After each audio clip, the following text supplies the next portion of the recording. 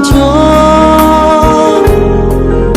Siguro nagkagalit kayo ng syota mo.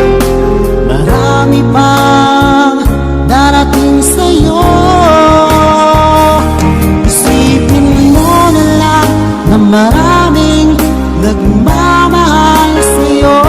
Isipin mo na lang na maraming nakikinig sa'yo. Sa boses na pinahangaan ko,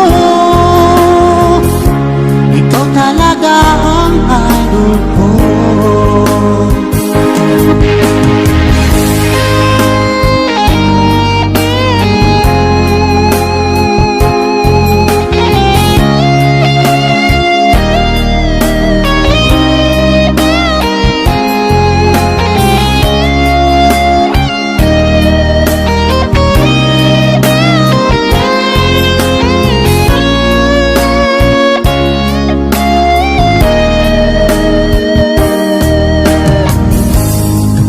Ako'y nalulungkot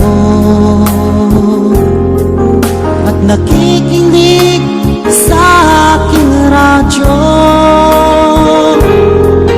Salamat at ikaw ay napakinggan ko.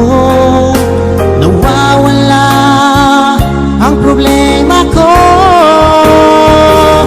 Isipin mo na lang na maraming nagmamahal sa'yo.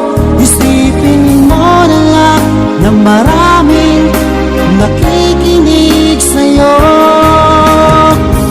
Sa boses na